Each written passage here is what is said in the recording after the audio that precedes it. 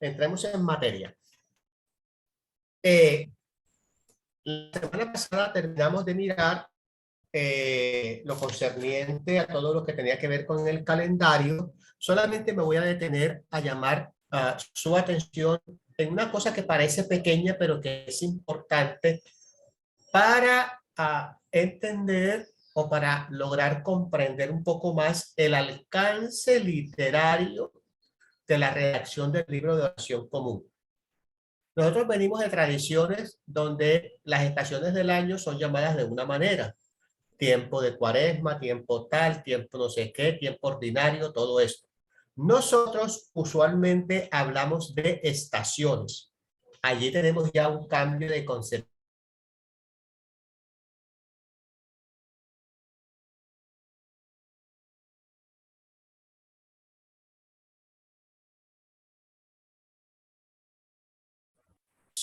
Es decir, marca y trae a nuestra razón el hecho de que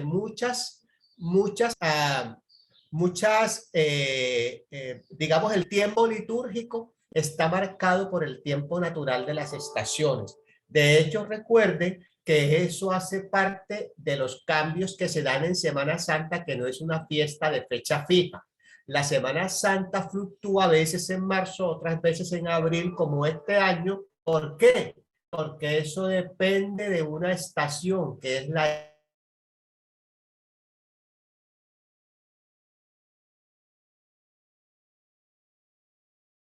estación de la primavera, que la estación del verano, que es en el mes de junio, que se da en todo lo que en algunas tradiciones se llama el tiempo ordinario, pero que para nosotros es también la estación más larga, que es la que llamamos estación después de Pentecostés. Es decir, nosotros en el calendario tenemos la intencionalidad de andar siempre en referencia al año cristiano marcado por las estaciones.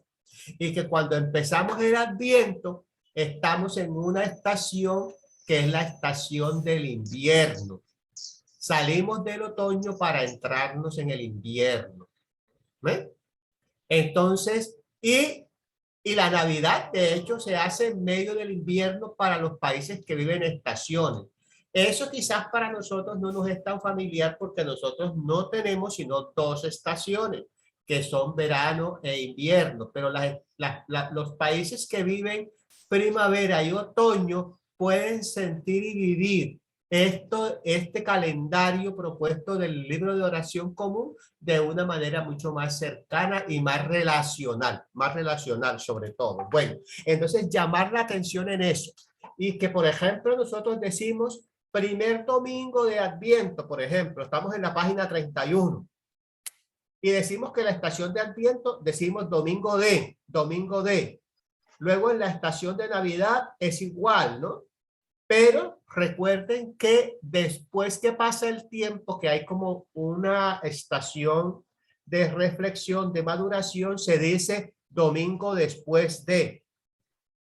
Entonces, por ejemplo, hemos estado en los domingos de Cuaresma, y si pasamos del domingo de Cuaresma y vamos al domingo de Ramos, que inicia este domingo, y después de eso tendremos enseguida la Pascua, que sería el domingo.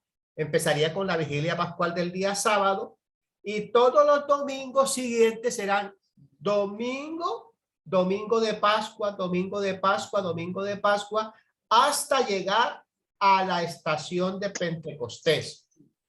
Y después del día de Pentecostés tendremos el domingo de Trinidad, pero después de eso todos los domingos serán domingo después de Pentecostés. Es decir, que la liturgia está anclada y depende de ese gran día de la fiesta de Pentecostés. Entonces miren que aquí todo está así como enlazadito.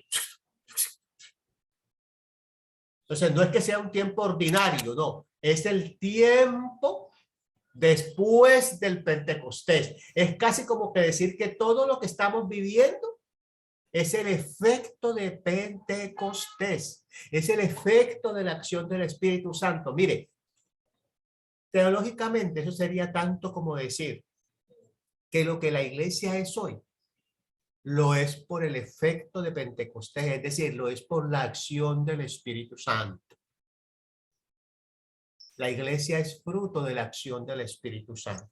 La iglesia es pascual, ojo, la iglesia es pascual, lo dijimos desde el inicio. Y la Pascua tiene una primacía en el cristianismo. La iglesia es pascual. La iglesia es un pueblo que nace en la Pascua. Nace en la resurrección de Jesús. Pero la acción de ese pueblo es la acción del Espíritu Santo. ¿No? Este libro es tremendamente literario, escriturístico, teológico. Miren, es toda la información que el libro nos da, simplemente en su manera como la manera como está armado. Esta fue la genialidad de Thomas Cranmer. El hombre era un liturgo, un teólogo, un hombre formado. El hombre era genial. Mire toda la información que tenemos. Bueno. Y luego viene, después de la gran estación después del Pentecostés, que es la estación más larga, porque esa es la que nos conecta nuevamente con el Adviento. Cerramos ahí. Quería llamar la atención sobre eso porque recordé que no había sido puntual en eso. Sí quería que pudiéramos ver como que esa dinámica que estaba allí, que subyace ahí. Bueno, vamos al oficio diario. Recuerden que siendo el libro de oración común, su contenido, la liturgia de la iglesia, este libro contiene muchísimos recursos litúrgicos y contiene los dos grandes litúrgicos públicos de la iglesia. Las dos grandes liturgias públicas de la iglesia son el oficio diario y la Eucaristía. El oficio diario está compuesto por la oración de la mañana u oración matutina. Ya estamos en la página 37. Y entonces está compuesto por la oración matutina, página 37. Está compuesto por la oración matutina, la oración de día, el oficio de oración matutina, oficio de mediodía, orden de adoración para el anochecer, oración vespertina,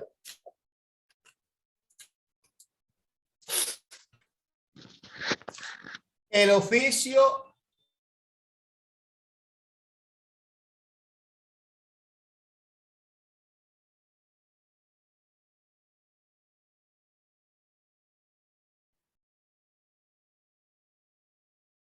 Ok, algo pasó por aquí, nos salimos todos, creo. No, ahí estás, fue tu señal. Ah, ok, gracias. Entonces les decía que íbamos por el oficio para el mediodía, pasamos a la oración para orden de adoración para el anochecer, la oración vespertina, el oficio de completas,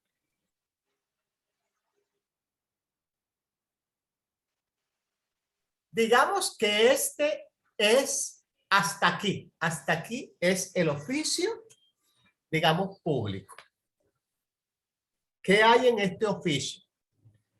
Hay dos grandes elementos aquí que marcan nuestra vida pública de oración en la iglesia, que es el oficio, la oración matutina y la oración vespertina.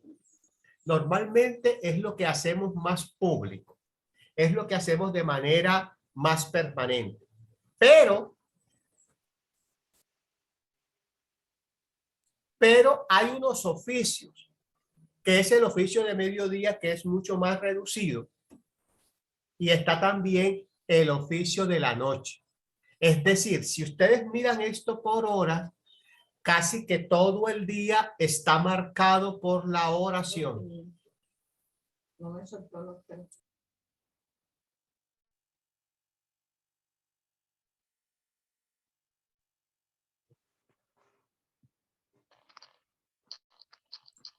Si ustedes miran, el oficio de la mañana es un oficio bastante largo, muy completo, que trae una cantidad de cánticos, trae un introductorio, y ese introductorio está marcado por las estaciones. Dependiendo de las estaciones, trae una antífona bíblica. Sí, trae una antífona bíblica.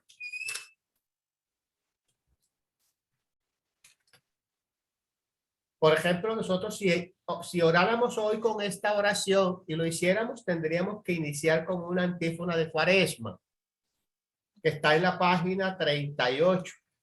Luego tiene una invitación para la confesión de pecado y luego sería la parte invitatoria y el salterio. Recuerden que yo les dije que el salterio o los salmos están en la parte de atrás del libro de oración común a partir de la página 484. Y entonces están los salmos y uno sigue las rúbricas para indicar cuál es, qué sigue, cómo sigue. Y a veces uno encuentra oficiantes que hacen las tres invocaciones. Eso realmente no está bien.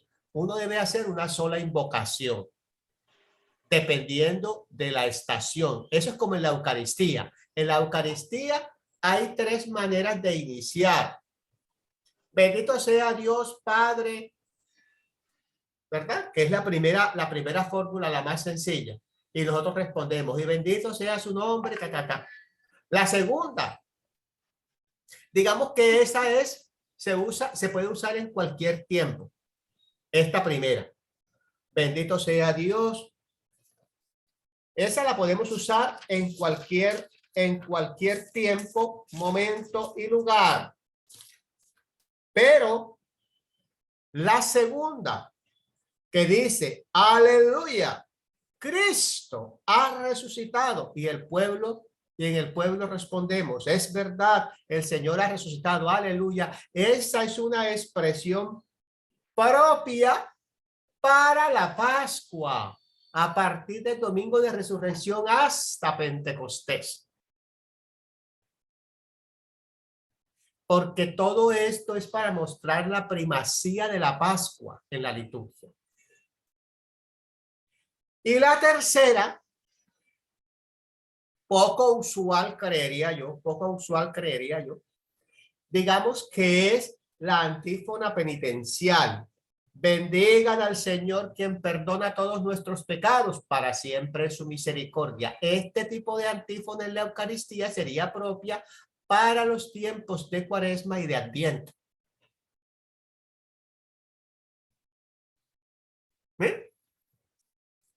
Bueno, pero sigamos con lo de los oficios. Los oficios tienen casi que la misma dinámica.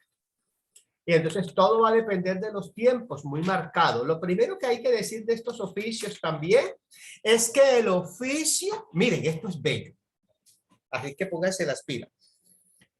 El oficio en la iglesia que hace parte del culto público de la iglesia está diseñado para ser hecho y dirigido por laicos. No es de uso de clérigos ni de obispos, es de laicos.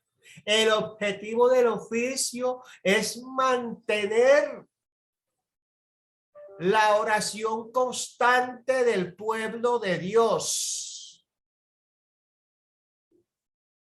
Por eso, el término que se usa es el de oficiante. No hay presidente de celebración, es oficiante. Y usted va a ver en todo, dice el oficiante, el pueblo, el oficiante, el pueblo, el oficiante, el pueblo. En una parroquia, al oficio de la mañana, al oficio del mediodía, al orden de adoración para el anochecer, al oficio de la tarde, al oficio de completas. Los clérigos, incluido el obispo, deberíamos asistir y estar allí junto al pueblo y permitir a nuestros laicos o laicas que nos dirijan en el oficio. Hasta bonito, ¿verdad? Está bonito porque es el lugar de los laicos, de hombres y mujeres que hacen parte del pueblo de Dios. Lo único, la única salvedad que hace el oficio es que si el obispo está presente, el oficio puede terminar con una bendición del obispo. Y eso tiene una razón de ser. Y es que en la diócesis, en la iglesia, y en este caso en la diócesis de Colombia, el maestro de la liturgia, el cuidado de la liturgia expresa la fe de la iglesia, la creencia de la iglesia, y esa fe de la iglesia hace parte del depósito de fe que tiene que cuidar el obispo. Entonces el maestro de la liturgia es el obispo. Entonces por eso hay la prerrogativa de que si él está, el oficio se cierra con una bendición del obispo. Ok. Entonces, el oficio, tanto el de la mañana como el de la tarde, cualquiera de los oficios, tanto el de la mañana como el de la tarde, el oficio de la oración matutina como la oración de vespertina, pueden ser usados también conjuntamente con la Eucaristía. No quiere decir que se haga parte del oficio y después la Eucaristía. El oficio, la oración matutina o la oración vespertina pueden ser usadas como todo el ministerio de la palabra en la celebración eucarística. Solamente que cuando llega el tema de las lecturas se debe usar el evangelio correspondiente al día en la liturgia eucarística. ¿Cómo sabemos eso? En la parte de atrás del libro, ¿se acuerdan que hay una tercera parte que tiene una cantidad de recursos? Usted va a encontrar unas tablas. Usted va a encontrar los leccionarios. Los leccionarios que vienen por años, leccionario A, leccionario B y leccionario C. Cada leccionario le va a marcar el día domingo. Los leccionarios para cada año. Para cada año. Nosotros estamos en el leccionario, este año es el año C. Sí, sí. Estamos en el año C, vamos para el Domingo de Ramos, está en la página 804, y entonces usted ve ahí, Domingo de Ramos, está la liturgia de las palmas, y ahí están las citas bíblicas que trae el libro de oración común. Esto sería lo que llaman en las iglesias el orden del calendario. Página 804, ahí está Domingo de Ramos, y ahí están las citas bíblicas. Usted en su libro de oración común las puede seguir. Y así está la liturgia de cada día. Para eso es el leccionario, para decir cuáles son las lecciones bíblicas que corresponden a la fecha. Eso es para el tema de la Eucaristía los domingos, el calendario marcado dominicalmente en fiestas principales o fiestas mayores y otras fiestas de la iglesia. Fundamentalmente los domingos tienen en cuenta las estaciones, tienen en cuenta absolutamente todo. Ahí está, y están los 3 años. Pero una vez termina el calendario, está el leccionario, es decir, las lecturas bíblicas para el oficio diario. Es decir, fíjense que esto está conectado con el tema que estamos viendo de los oficios, el oficio diario. Y entonces, el oficio diario no se rige por los 3 años A, B y C. No, el oficio diario se rige por año par o año impar, por la terminación del año. Estamos en el 2022, es año par. Es año par. Entonces eso quiere decir que en una hojita viene el año 1 y en la otra hojita viene el año 2. Estamos en el año 2. Y entonces en la parte de arriba, a la mitad, dice la semana en la que estamos. Entonces vamos a buscar la semana del quinto domingo de Cuaresma. Página 845. 844. Y entonces dice,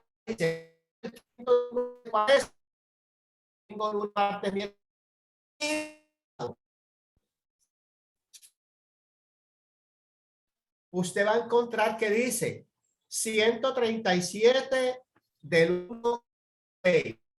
Eso es.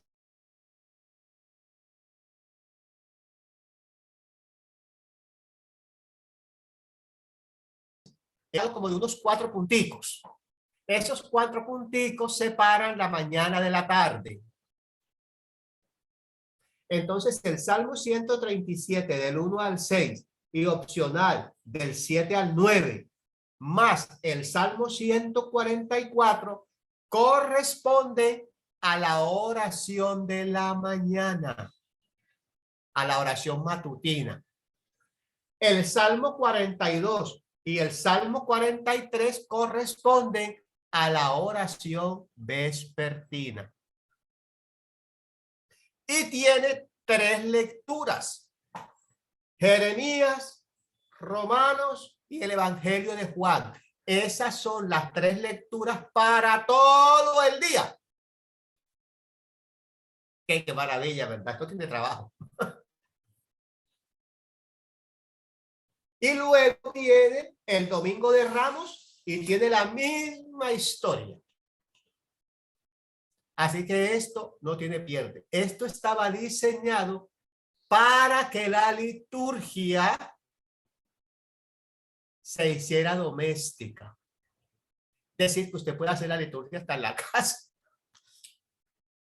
Por eso el oficio estaba diseñado incluso para que, como no se podía ir todos los días a la iglesia, usted pudiera tener vida litúrgica, vida de oración en su casa con su familia.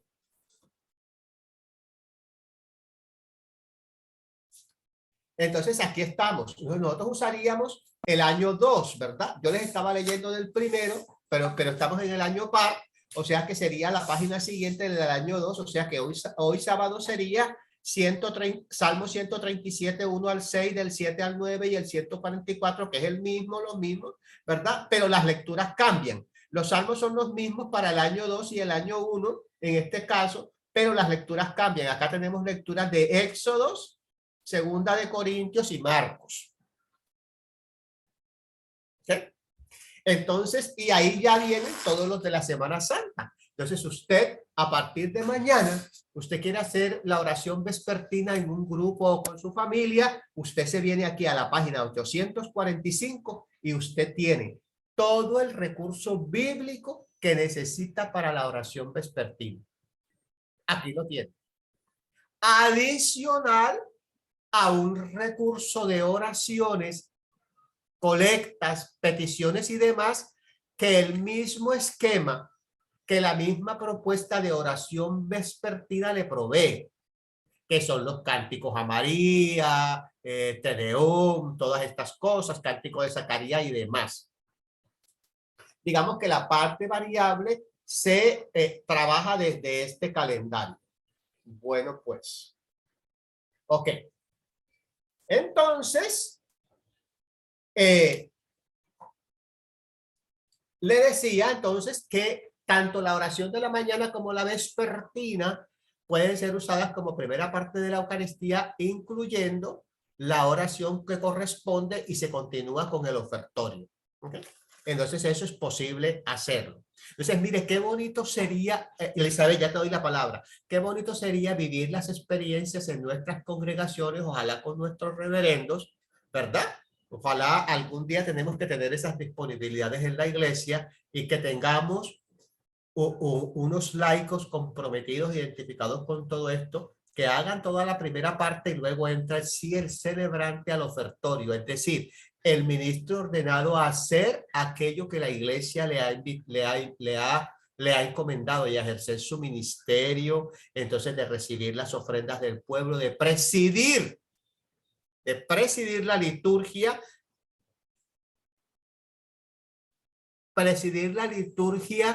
por delegación. El presidente de la liturgia es el obispo.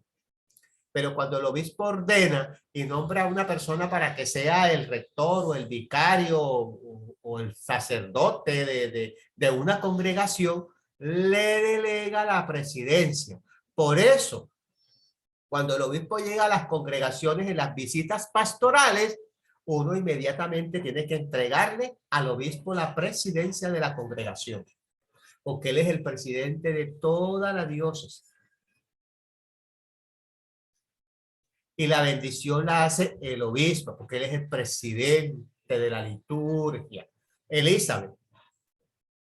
Sí, quería aclararle a la reverenda Sonia que efectivamente el libro de oración común virtual solamente llega hasta la página 772, pero a razón de eso, de que muchos no tienen el libro en físico, el reverendo Jairo diariamente envía esa parte que les hace falta en la mañana. Ahí todos los días envía la visita donde dice, por ejemplo, el de hoy, sábado 9 de abril, Salmo 137, o sea, él ahí está contándoles de la página 845 del día para que puedan hacer su oración diaria con su familia o sus comunidades. O sea, es básicamente por eso que él asumió este ministerio de dar las lecturas. Y lo mismo Gracias, pues, en la hoja dominical. En la hoja dominical, a la parte izquierda, siempre sale el listado de las lecturas. Gracias, Elizabeth. Bueno, entonces, ¿cuál es la estructura del oficio? El oficio siempre va a empezar, como ya lo dije, con un versículo de la Sagrada Escritura, que va a depender de la estación. Estamos en la página 37. Ustedes ven ahí estación de Adviento, Navidad, Epifanía, Cuaresma. Mire, aquí tenemos todas estas. Primera de Juan, Joel, Lucas, Daniel, San Marcos, todo eso. Y luego vienen las de la Semana Santa a partir de mañana. ¿Ve? Luego viene la estación de Pascua. Para ahí iniciar el oficio. Luego después el oficio en su estructura trae un momento de penitencia, de reconciliación, que es la confesión de pecado. Luego después viene el salterio, que ya les dije, aquí hay una propuesta de invitación y salterio. También, ojo, tienen que mirar las rúbricas, tienen que tener en cuenta para el salterio las antífonas correspondientes a la estación. Si fuéramos a hacerla hoy, ahí en la página 43 dice cuál sería la antífona correspondiente, que sería misericordioso y clemente es el Señor, vengan, adoremos. Y después ahí está la propuesta de la Pascua. Luego vienen unos himnos que están ya en la página 45, que está el Benite, el Jubilato, que de hecho son salmos. Y luego aparte, abajo en la página 46 dice, se hacen el salmo o los salmos señalados. ¿Cuáles son los salmos señalados? Los que acabamos de ver en el calendario. Esos son los salmos señalados. Bueno, y ahí cerramos la explicación de por qué no fuimos al salmo, por qué no fuimos al calendario del año 2, porque esos son los salmos señalados.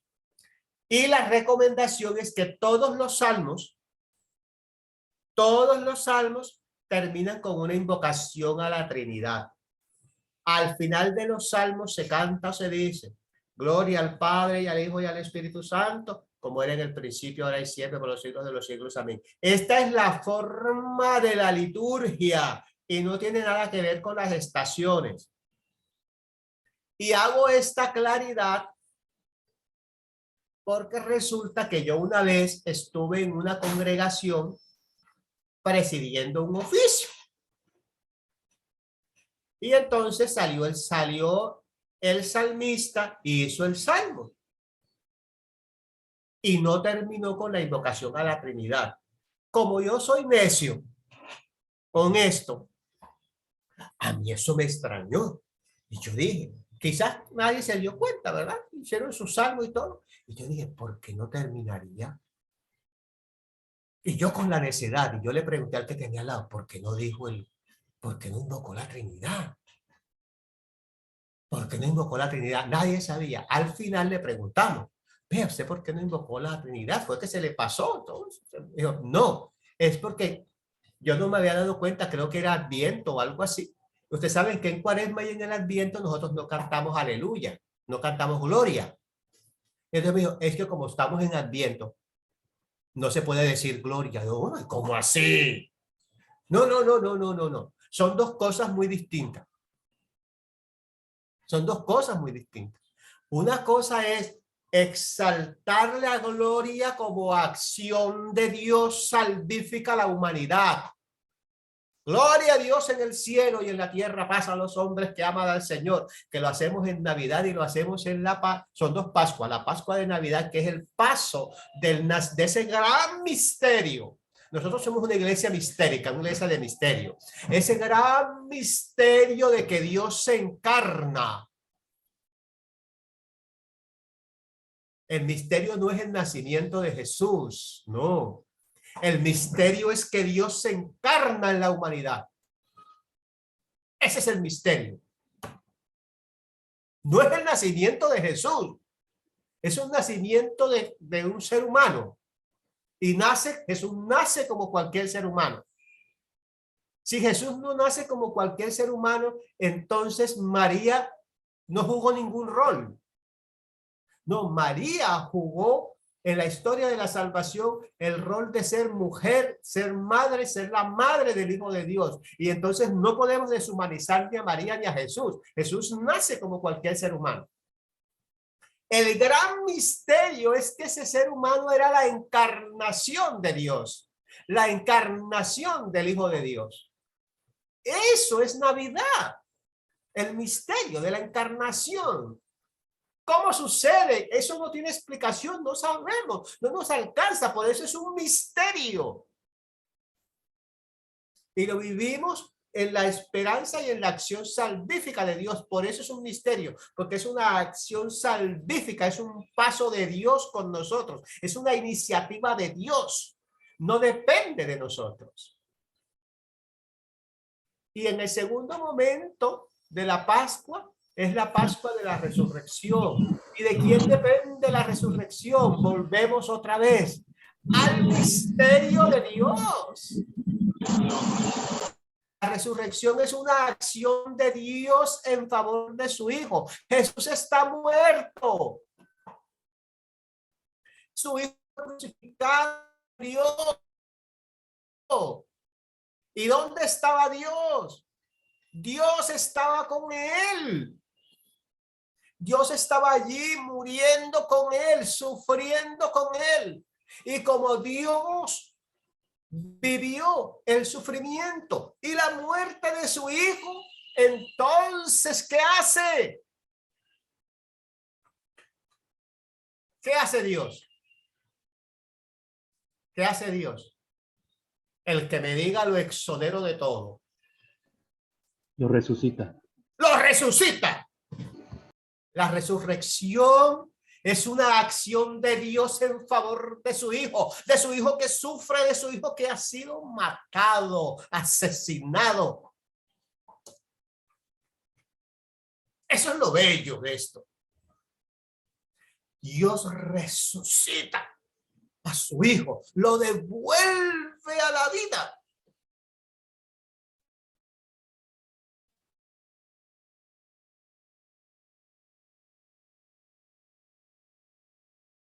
Esto es de esa Pascua. Nosotros somos hijos del misterio de la acción de Dios en favor de la vida. En favor de la vida. Nuestra opción, la opción de Dios es la opción por la vida. Un cristiano, una cristiana, tiene que actuar diosmente. Actuar diosmente es nunca esté del lado de la muerte. Nunca esté del lado del victimario o la victimaria. Como cristiano, como cristiana, como hijo, como hija de Dios, siempre en favor de la vida. Incluso tan a favor de la vida estamos que creemos en la resurrección, creemos en que la vida es permanente en Dios. Dios es el Dios de la vida. Bueno, y entonces lo resucita a su Hijo Jesús. Entonces, en todo esto, de hecho, ahorita para la Pascua y en la oración matutina hay un himno bellísimo. A mí me encanta. Está en la página 46 y que es el Pascua Nostro, o la Pascua Nuestra. Cristo, nuestra Pascua. Ese es un himno bellísimo, bellísimo. De un contenido increíble. Y miren que este libro que está tomado de Corintios 5:7 es bíblico, es totalmente bíblico. Ustedes van a encontrar allí el trasfondo bíblico en el cual está hecho este himno de Cristo nuestra Pascua. Dice que es Primera de Corintios 5, 7, 8, Romanos, y Corintios, Primera de Corintios también 15, 20, 22. Y fíjese que en últimas es lo que nosotros decimos todos los domingos cuando vamos a entrar a la fracción del pan. Cristo nuestra Pascua se ha sacrificado por nosotros. Celebremos la fiesta. Aleluya.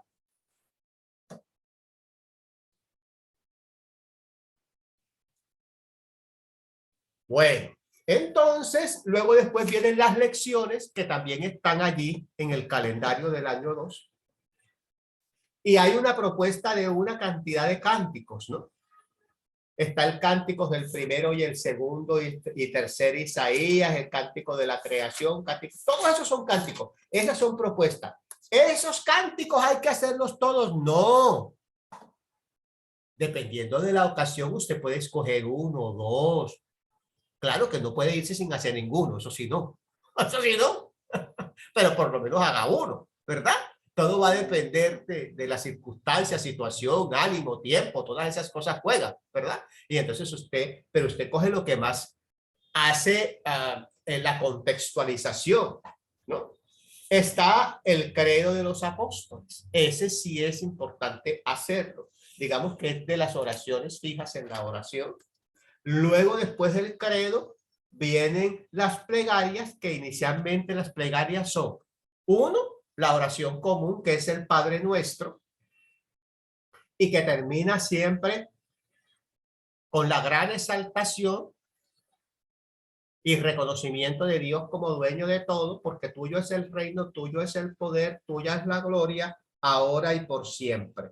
Entonces, digamos que esta es toda la parte ya de las oraciones y peticiones. Y mire, algunos dicen, ay, es que ustedes dicen eso, ustedes terminan el Padre Nuestro diciendo que porque tuyo es el reino, porque es que ustedes son evangélicos. No, ¿quién le ha dicho? Bueno, quizás sí somos evangélicos en eso. ¿Sabe por qué? ¿Usted sabe dónde está eso? Mateo 6, 13 y siguiente. El Padre Nuestro de Mateo 6 termina así. Porque es una oración de profunda esperanza y sanidad. El Padre Nuestro es una plegaria de petición. El Padre Nuestro es una plegaria de petición. Vamos a hacerlo así brevemente, corriendo, porque es que hacen falta como 6 meses para que podamos hacer esto así en detalle. Vea, primero, reconocimiento de Dios como Padre. Oiga, porque fíjese que no dice ni siquiera Dios. Oiga eso. En el Padre Nuestro no se dice Dios. Sencillamente se dice Padre. que entre otras cosas, religiosamente, ese fue el cambio más grande que propuso Jesús. Es más, hace parte de su expediente acusatorio. Jesús fue acusado de blasfemo y lo acusaban de blasfemia porque se hacía llamar hijo de Dios, porque decía que Dios era padre. Y los judíos decían que eso era mentira. Decían, mentiroso, blasfemo. Entonces esa es la gran novedad de Jesús, que Dios es Abba, papaíto, papacito, un ser cercano, unido a mí por amor. Yo hago parte de sus entrañas, de mi Padre, y ese Padre está en los cielos. Esa es la gran novedad de Jesús, la gran novedad religiosa de Jesús, es que Dios es Padre, punto. Ya. Esa es la gran novedad de Jesús. Y la gran novedad de que su Padre, de que mi Padre, su Padre lo iba a resucitar, su Padre le iba a dar la vida eterna. Dos grandes novedades de Jesús. Que Dios es Padre y la resurrección, la vida eterna. Religiosamente, eso era Jesús. Esa era su gran novedad. Entonces, la santificación del nombre de Dios. Pero ¿qué santificaba? ¿Qué era lo que santificaba? ¿Qué santificamos el nombre? Cuando santificamos el nombre, santificado sea tu nombre. Lo que santificamos es que santificamos al Padre. Santificamos la paternidad. Santificado sea tu nombre. Padre nuestro. Santificamos al Padre. Pedimos un reino. Venga tu reino. Hágase tu voluntad, petición. Y esta voluntad no es en un solo lado. Esto aquí para decir que nosotros expresamos unidad, tanto así como lo creía Jesús. No hay división entre cielo y tierra.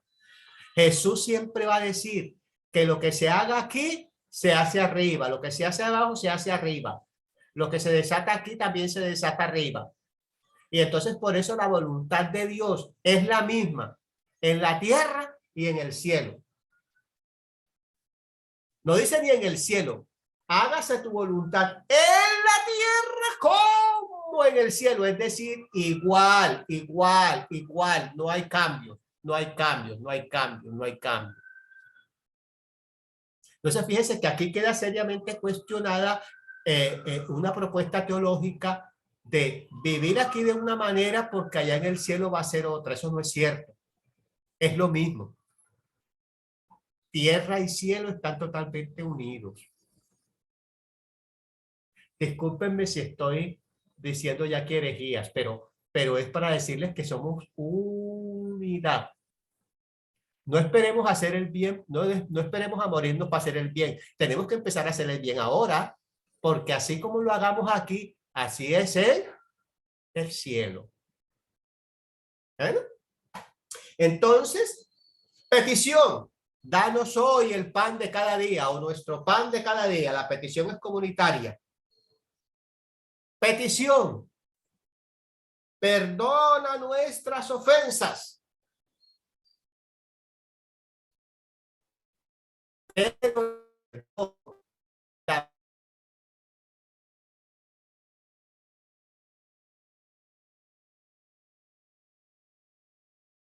La misericordia. Con el compromiso de que la misericordia de Dios es para compartirla. Y entonces pedimos el perdón de Dios de la misma manera como nosotros perdonamos a los otros. De tal manera que la misericordia de Dios se hace posible en mí a través de la experiencia que yo tengo de perdonar a otros. Si yo no tengo la experiencia de perdonar a otros, si yo no tengo la experiencia de vivir la misericordia para con los otros, difícilmente voy a esperar a experimentar la misericordia de Dios. Lo siento, pero es así. La misericordia de Dios no es individual ni exclusiva para yo apartarme allá a un cuarto y decir, aquí estoy recibiendo la misericordia de Dios, y después salgo y agarro del cuello al que me debe 2 pesos. Hay un texto del Evangelio que habla de eso, entre otras cosas, ¿no? El perdón del rey. Y el rey le perdona 100, pero él va y agarra al compañero porque le debe 10. Y lo agarra del cuello. Y el rey le dice, entonces ahora no te perdono porque yo te perdoné a ti más y no has sido capaz de perdonar menos. El Evangelio es así. Nada es en exclusividad para uno si no pasa por los otros. Nadie puede decir que conoce a Dios si no reconoce a los hermanos que tiene al lado. Porque cuando dice Jesús en Mateo 28, cuando le dice, pero ¿cuándo te vestí? ¿Cuándo te di de beber? ¿Cuándo te di de comer? ¿Cuándo te vi enfermo y te visité? ¿Cuándo estuviste en la cárcel y te asistí? Cuando lo hicieron con uno de sus hermanos, los pequeños, los que lo necesitaban, a mí me lo hacían. A mí, dice Jesús. Usted quiere actuar en favor de Dios, actúe en favor de los demás seres humanos.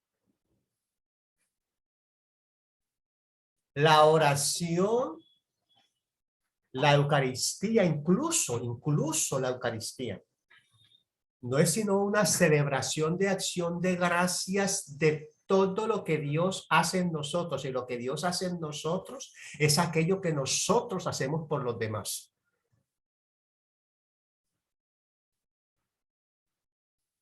Así es. La dinámica es eminentemente comunitaria. Por eso el mandamiento del amor así funciona.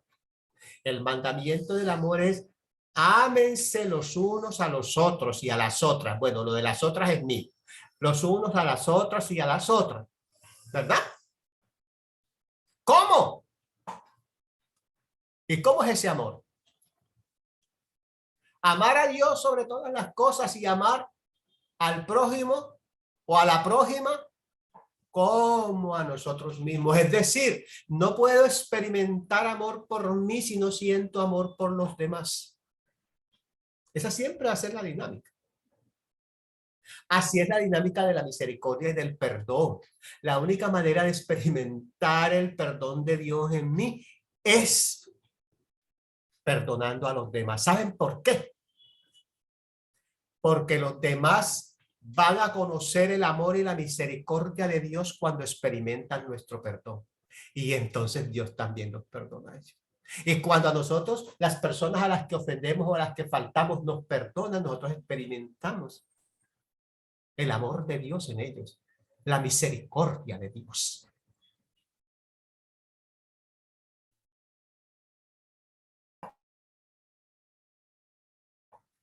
Bueno, y entonces, luego vienen las tentaciones. Y entonces dicen, no nos dejes caer en tentación y líbranos de lo malo. No dice, ojo, no dice, no nos dejes caer en la tentación o líbranos de lo malo. No. Identifica la tentación con el mal, con lo malo. Es decir, no nos dejes hacer lo malo. La tentación es, no, ay, es que me gustó, ya, y no, que líbrame esta tentación, que yo no me quiero comer eso. No, no, no, no. La tentación va un poquito más allá. La tentación es a la maldad. Es no hacer el mal a otros. Es que otros no nos hagan el mal a nosotros. La tentación es evitar la tentación del mal. Por eso una de las características de Jesús, y que a veces pasan corriendo en las lecturas del Evangelio y no lo vemos, es el reconocimiento, ¿verdad?, de Pedro, que dice que yo les vengo a hablar de Jesús de Nazaret, que pasó por este mundo haciendo milagros. No. Resucitando muertos. No. Sanando enfermos. No. Pedro dice, pasó por este mundo haciendo el bien. Pare de contar. Conclusión de todo este negocio. ¿Cuál es la tarea? Pasar por este mundo en el que no nos vamos a quedar haciendo el bien. Haciendo el bien. A veces nos dedicamos a acumular riquezas y socapa de eso hacemos uno que otro malecito por ahí. No está mal la riqueza, yo no estoy en contra de eso, pero eso no puede ser, eso no es el telos, eso no es el fin, esa no es la justificación, no, es el bien. Es el bien. Y está bien que tengamos riquezas y busquemos vivir bien. Pero nunca jamás mi bienestar, mi riqueza puede estar o puede tener el precio del sufrimiento de otros, de la sangre de otros, ni de la vida de otros. No, señor. Eso no sería cristiano. Incluso yo tendría que buscarla, tenerla y tenerla a disposición del bien. Recuerden que la primitiva comunidad cristiana esa era la práctica. Colocaba todos sus bienes en orden a que todos pudieran vivir bien. Así era. Hechos de los apóstoles, que lo vamos a leer en la Pascua, cómo era la primitiva comunidad cristiana. Entonces, fíjese que el bienestar de uno no puede estar jamás anclado y jamás puede ser el resultado de pisotear la vida y la dignidad de los otros, ni quitar los derechos a los otros o a las otras. Eso no es cristiano. Nunca, nunca. Y eso creo que es importante decir. Ahora, ¿por qué le pedimos todo esto a Dios? Vea lo que me hizo decir Mateo 6, 13 y siguiente.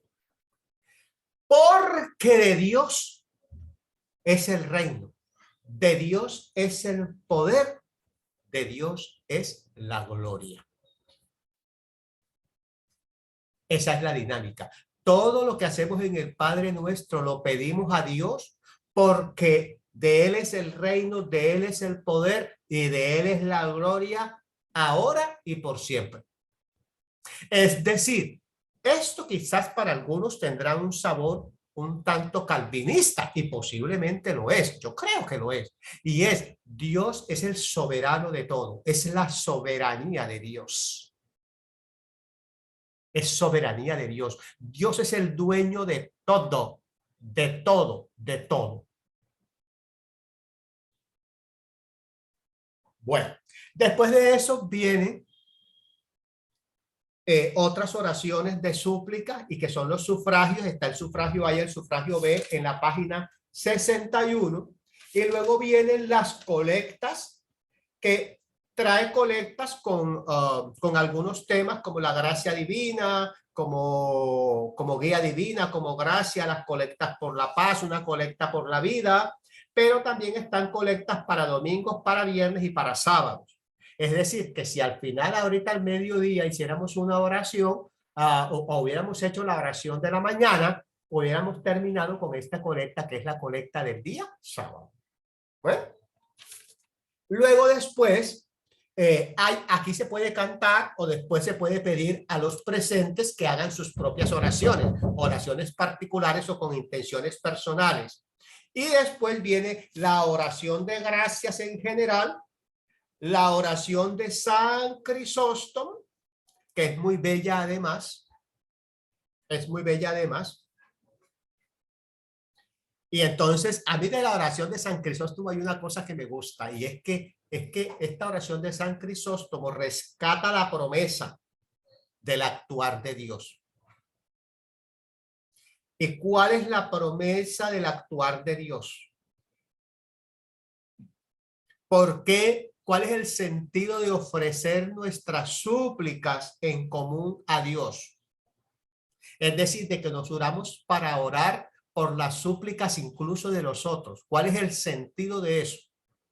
porque ustedes y yo vivimos de una esperanza y de una promesa.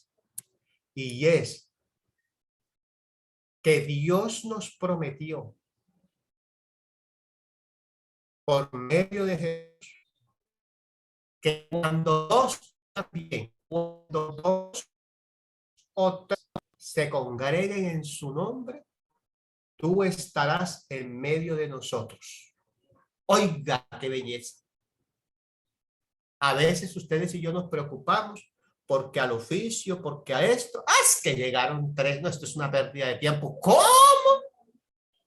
Usted no sabe que Dios trabaja en lo mínimo.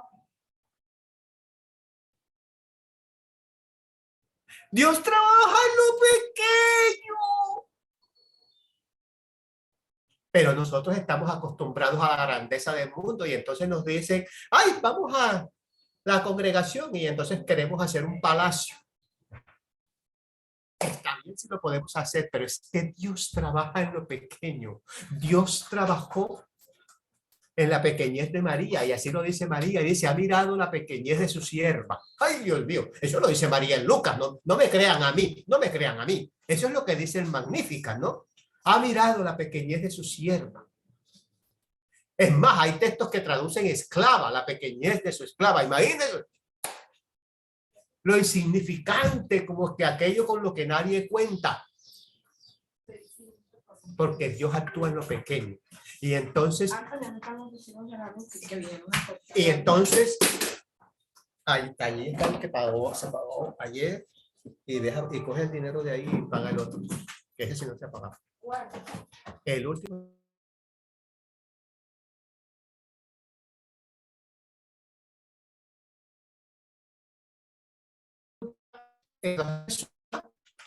Que Dios trabaja en lo pequeño, incluso en las cantidades mínimas, 2 o 3.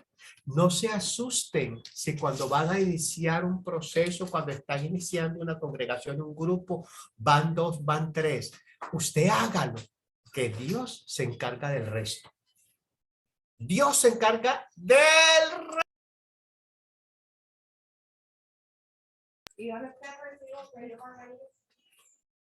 Dios se encargará del resto, se encargará de multiplicar, de hacer crecer y multiplicar es una acción del Espíritu Santo. Ya vamos en la dinámica de que siendo una iglesia de la Pascua somos fruto de la acción del Espíritu Santo. A nosotros nos corresponde el afán, el resto lo hace el Espíritu Santo. El resto es trabajo de Dios.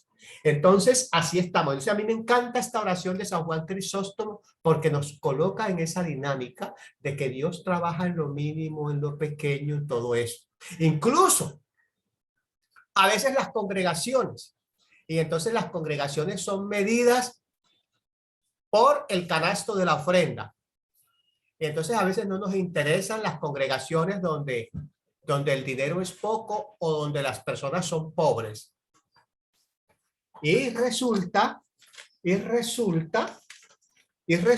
que eso, mis queridos hermanos y hermanas, eso es una contradicción evangélica.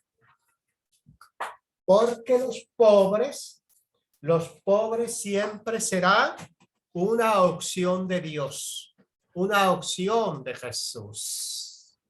Si la iglesia tiene o no tiene dinero para el trabajo con los pobres, pues la iglesia tendrá que solucionar eso por otros lados. Pero la iglesia no puede faltar a su misión porque una congregación o porque los hermanos y las hermanas de una determinada congregación son pobres. No, señor. La iglesia no puede renunciar a eso. Un ministro de la iglesia no puede renunciar a una congregación porque la congregación no ofrenda o no tiene dinero para ofrendar. No. Esa es la misión de la iglesia. La misión de la iglesia está allí, junto a los pobres, junto a los que necesitan. Jesús decía que los sanos no necesitan médicos, que los que necesitan médicos son los enfermos.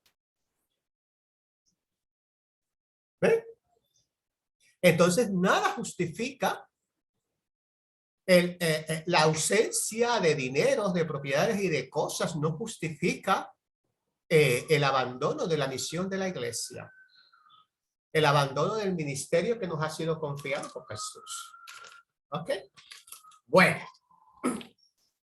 al final dice que puede añadirse bendigamos al Señor, una bendición a Dios, y todos respondemos damos gracias a Dios, y el oficiante concluye con unos versículos, y entonces son versículos bíblicos que están aquí.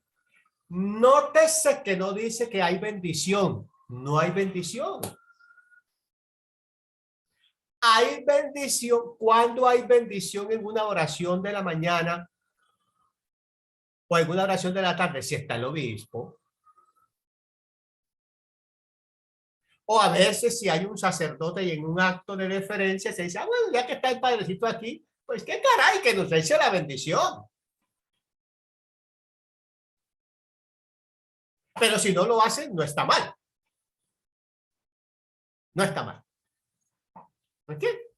No hay bendición. Esto no es una Eucaristía. Es una oración del pueblo de Dios. Y entonces tenemos la oración del mediodía. La oración del mediodía es más breve. Es más breve. Ustedes la ven, es más breve. Ahí está la oración del mediodía. Incluso que esta oración trae sus propios salmos, son los mismos siempre. No hay una propuesta. Recuerden que en el calendario del año 2 no está solamente propuesta para la mañana y para la tarde, como los oficios principales, regulares, ¿no? Aquí son lo mismo, es lo mismo de siempre, ¿ok? Es lo mismo de siempre, que es la oración del mediodía. Luego, estamos hablando, venimos de la mañana, estamos en el mediodía. Nos vamos al atardecer, al anochecer. El día está finalizando el día. Hemos estado con el afán desde el amanecer, pasamos por el mediodía y iniciamos la tarde, pero ya empezamos a experimentar el cansancio de la tarde, del trajinar del día. Y entonces la propuesta es un acto de adoración. Página 73. Orden de adoración para el anochecer. Es decir, empezamos a prepararnos para finalizar el día y adentrarnos en la noche. Y lo hacemos a través de un acto de meditación y de adoración. Y entonces este acto dice que la casa, si lo estamos haciendo en familia, ojalá debe estar a oscuras, lo mismo el templo. Y el oficiante entra con una velita encendida, prende unas velitas y el oficio se hace prácticamente a oscuras. ¿Qué nos recuerda eso? ¿Qué nos recuerda? Brevemente. ¿Qué nos recuerda? ¿Dónde estamos? ¿Dónde estamos? Supongamos que esto lo hiciéramos todos los días. ¿Dónde estamos? Ubíquense en el tiempo. ¿En qué estación estamos? ¿En qué día estamos? ¿Qué nos recuerda? ¿De qué hacemos memoria? La vigilia pascual.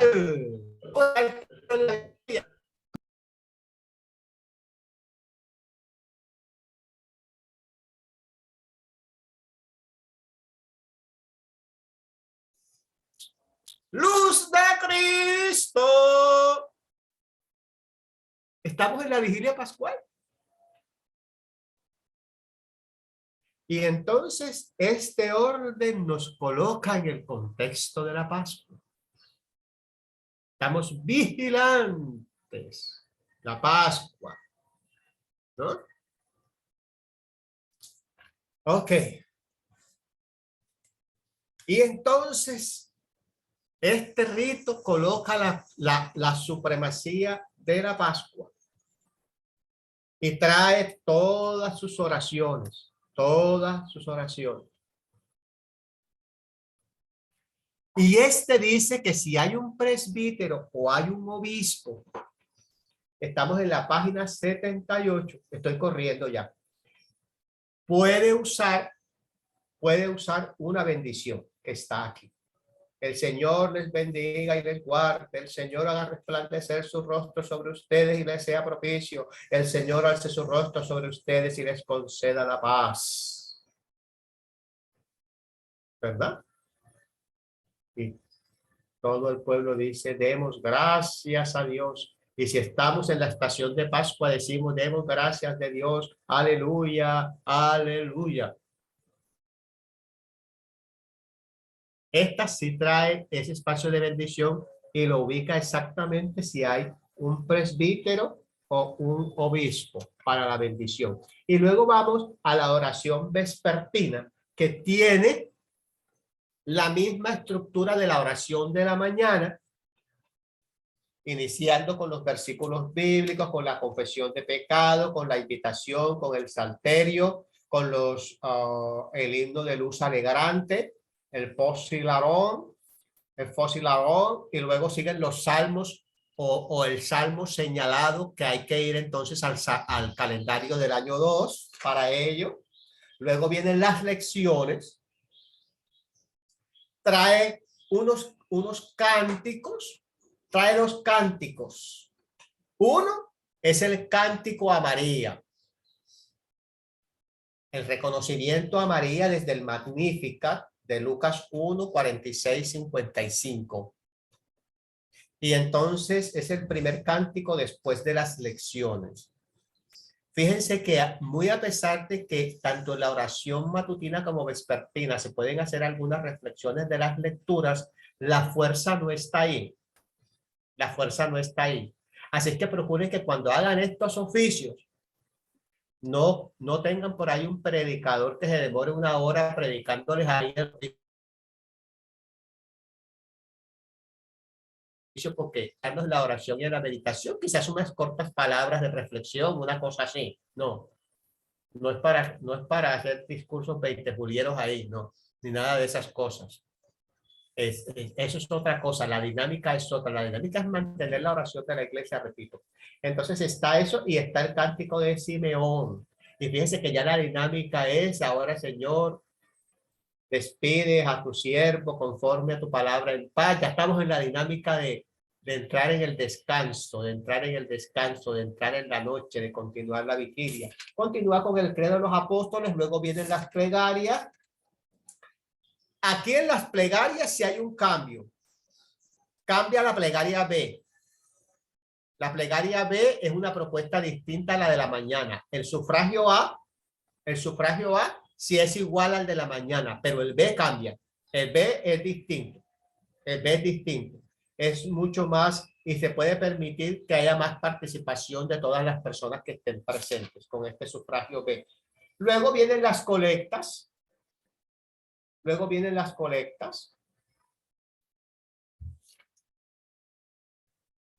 Y por último se añade una de las oraciones que está en la página 90. Termina igual que la vez pasada. Poder tener, por ejemplo, una acción de gracias en general, que es muy bella. Otra vez la oración de San Juan Crisóstomo, volvemos a la gran esperanza cristiana, de que no importa de que seamos 2 o 3, el Señor está en medio de nosotros. El Señor actuará en favor nuestro. ¿No?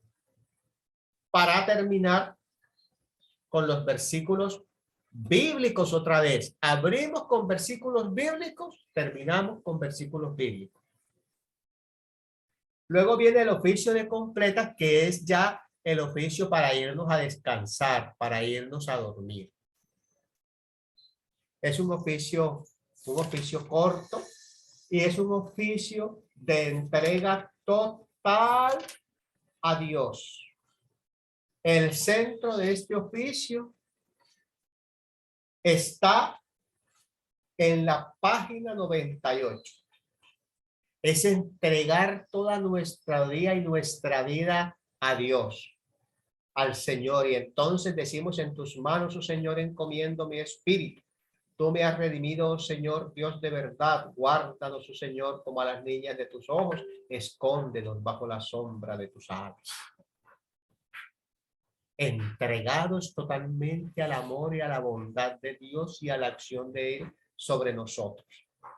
Para luego continuar con la oración del Padre Nuestro y las colectas finales, para continuar y cerrar con una petición muy, pero muy especial, de petición de Dios, de petición, y dice que esto lo debemos repetir todos, dice la rúbrica, ¿no?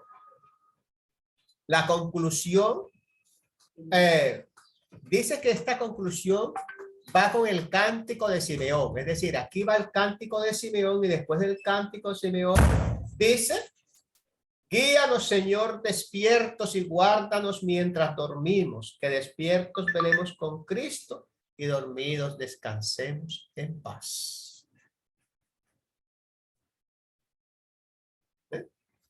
Y entonces sigue el cántico de Simeón y volvemos otra vez, así como lo iniciamos, así lo cerramos. Guíanos, Señor, despiertos y guárdanos mientras dormimos, que despiertos velemos en Cristo y dormidos descansemos en paz. Hicimos todo el recorrido, un recorrido aquí de salvación, de entrega a Dios. Es el proceso que Pablo llamaría casi que de cristificación, es decir, ya no soy yo, es Cristo quien vive en mí. Es total, una entrega total a Dios. Yo tenía un profesor en la Universidad Javeriana que decía es que ser cristiano es el intento constante de vivir Dios mente. Vivir Dios mente. Vivir en la mente de Dios y que en la mente nuestra viva Dios. Vivir Dios mente.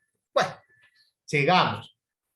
Luego viene un recurso a veces poco usado por nosotras y nosotros, que está en la página 102, que son unas devociones diarias para individuos y familias. Devociones diarias. Son supremamente cortas. Mañana, mediodía y tarde. No tiene más, al atardecer. Son pequeñitas, que incluso uno, si está en la familia, las podría hacer para la bendición, antes de la bendición de la mesa. Por ejemplo. O sale corriendo para el trabajo y se lleva su librito de oración común o lo tiene ahí en el móvil o el computador y uno llega y hace su oracioncita de la mañana y hace su dedicación personal. Es un devocional. Entonces uno tendría que preguntar, oiga, ¿usted cómo hace para orar? Habrá gente que le dice, pues yo hago el oficio. Entonces, cuando a mí me dicen hago el oficio, entiendo que la persona hace la oración de la mañana y por lo menos la oración de la mañana y la vespertina y el oficio de completas. Hace los tres. O, por ejemplo, la persona me dice, no, yo no hago el oficio porque no alcanzo, pero yo sí hago el devocional. Hace el devocional. Entonces me está diciendo que hace la oración de la mañana, el devocional de la mañana, el devocional de mediodía y el devocional de la tarde, que son estas tres paginetas que tenemos aquí, desde la página 102 a la 105. ¿Ven? Y que termina ya en la noche con una oración para irse a descansar y dice al terminar el día. Eso es un devocional personal. Yo les invito, como sé que a veces no tenemos oportunidad de hacer las oraciones y todo esto, ojalá ustedes mantuvieran esto muy cerca a ustedes y se acostumbraran a hacer este devocional.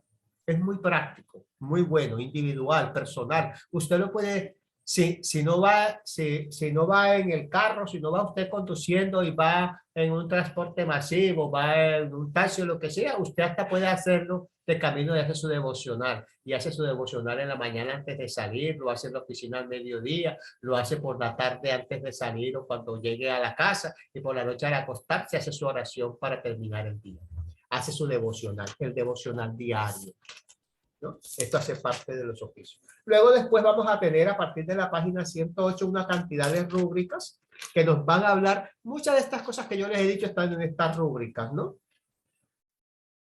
Luego, en la página 111 van a tener unos cánticos sugeridos para la oración matutina. Importante que los vean.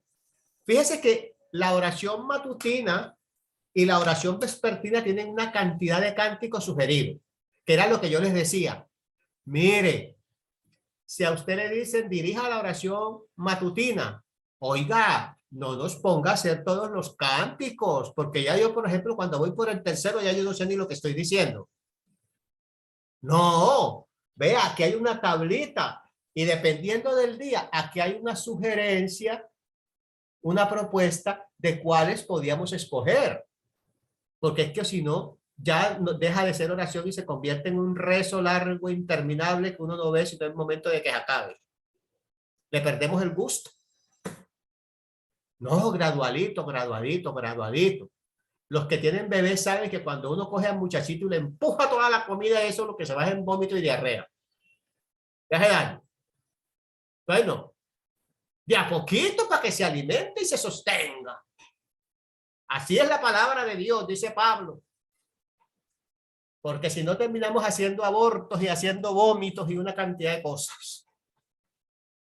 Entonces no, de a poquito, de a poquito. Oiga, ustedes no saben que esa es una dinámica de nosotros en la comunión anglicana. Es que la gente se fortalezca en la fe, de que crezca, de que se nutra. Hasta alcanzar la estatura de Cristo, dice la bendición, ¿verdad? Es por eso. No es para que nos haga daño. Y terminamos vomitando, ¿no? Entonces terminamos, como dice Pablo, siendo unos abortos, dice Pablo. Ese Pablo es una cosa fresca, fregada también. Y entonces tenemos ya en la página 113 la gran letanía. Recuerden que la gran letanía, ustedes se acuerdan la importancia de esto, yo se las voy a decir. La gran letanía fue el primer oficio que se tradujo en inglés para la iglesia anglicana y lo hizo Tomás Crane. Todavía hoy la conservamos en nuestros idiomas maternos, en nuestros idiomas nacionales. Aquí está. Es bellísima. Hay también una rúbrica, dice que la podemos hacer en la Eucaristía o después de las colectas en la oración matutina o vespertina, o la podemos hacer separadamente, especialmente en Cuaresma, en los días de prerrogativa. Posiblemente en esta Cuaresma, no sé si alguna congregación habrá hecho en algún momento o habrá invitado a la gran letanía en sus congregaciones. Pero es una cosa que nos uniría mucho en la comunión y en la hermandad de esta iglesia. Bueno, no voy a detener mucho aquí en la gran letanía que tiene una estructura muy bonita. Ustedes ven que es un oficio largo, comunitario, que tiene también y que termina entonces invocando la gracia de nuestro Señor Jesucristo y el amor de Dios y la comunión del Espíritu. Y al final, en la página 120,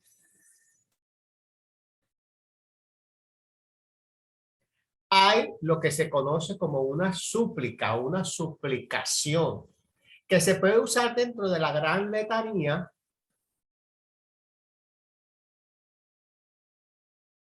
en lugar del versículo y la colecta que están después del Padre Nuestro, o que incluso la gran letanía se puede hacer al finalizar la oración matutina o vespertina, o sencillamente como una devoción aparte. Esta súplica que está aquí. Mire, también es una devoción que puede ser una devoción personal. Hacer esta suplicación. ¿Okay? Es una suplicación de pedir a Dios que nos ayude. De ayuda, de solicitud de ayuda a Dios. Luego van a encontrar una cosa maravillosa. Van a encontrar una cosa maravillosa y que tiene que ver también con el año eclesiástico, que está muy unido a las estaciones y a las estaciones del año litúrgico, y que son las colectas. Las colectas se usan específicamente en la Eucaristía para marcar el inicio de las lecturas bíblicas. La colecta la hace el presidente de la celebración cuando va a iniciar el ministerio de la palabra en la Eucaristía. Señor sea con ustedes y con tu espíritu, oremos, y hace la colecta del día. ¿Cuál es la colecta del día? Dependiendo de la estación. Por ejemplo, este domingo empieza con el Adviento.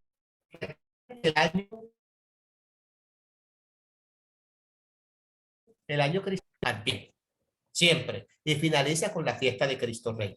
Entonces, como ya pasamos todo esto del Adviento, la Navidad, la Cuaresma, el domingo pasado fue el 5º domingo de Cuaresma, en la página 134 está la oración colecta con la cual el presidente de la celebración iniciará el Domingo de Ramos. Ahí está. Página 134. Y luego van a venir las colectas propias del lunes, martes, miércoles santo, jueves santo, viernes santo, sábado santo y día de la Pascua. Recuerden que el sábado todavía no es día de la Pascua. El sábado es la vigilia de la Pascua, es decir, es lo que antecede a la Pascua. Es la apertura de la Pascua. ¿La Pascua es cuándo? El domingo, porque es que la Pascua no se da sino con la acción resucitadora del Padre en su Hijo Jesús. Eso es la Pascua. La acción resucitadora de Dios en su Hijo Jesús. Recuerden que la teología de Juan, cuando ustedes vean Juan, seguramente con el padre Gonzalo, que es un gran biblista, en fin, seguramente, y bueno, en la iglesia tenemos buenos profesores en ese sentido, seguramente se van a dar cuenta que la teología de Juan esa es la dinámica, ¿no? Dios entrega a su hijo, rescata a su hijo de las garras de la muerte y lo vuelve a la vida, lo resucita, pero nos lo vuelve a dar. Resucitado. Resucitado. Y el hijo, ¿y qué nos da el hijo? ¿Qué nos da el hijo? ¿Qué nos da Jesús? Quien haya la vida eterna. Vida eterna, pero lo hace a través de ¿qué? ¿Qué nos de la envía? resurrección.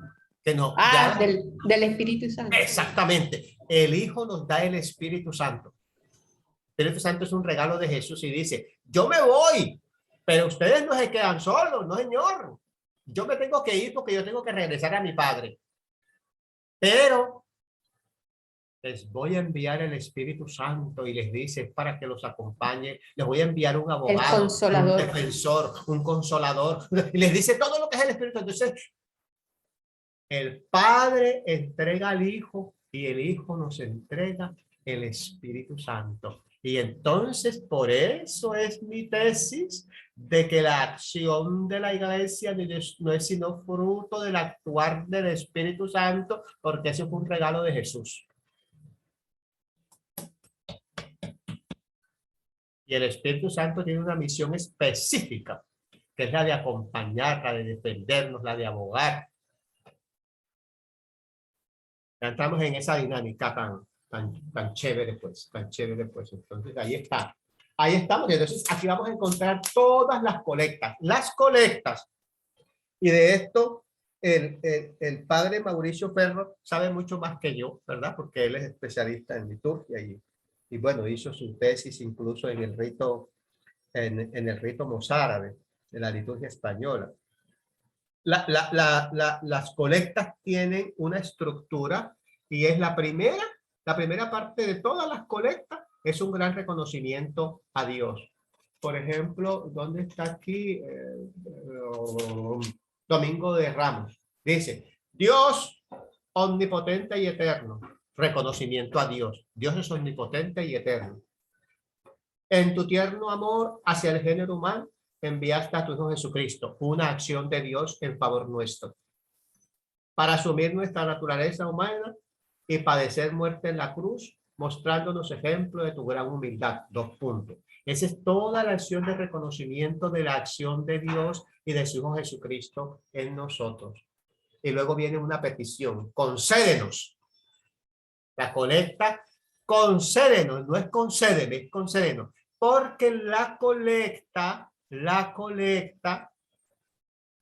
recoge y expresa el sentir, la petición y la unidad de la iglesia. Concédenos en tu misericordia que caminemos por el sendero de su padecimiento y participemos también en su resurrección.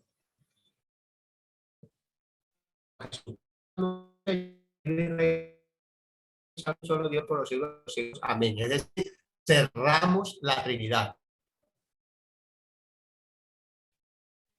la estructura de todas las colectas, que ustedes las van a encontrar aquí, desde la página 125.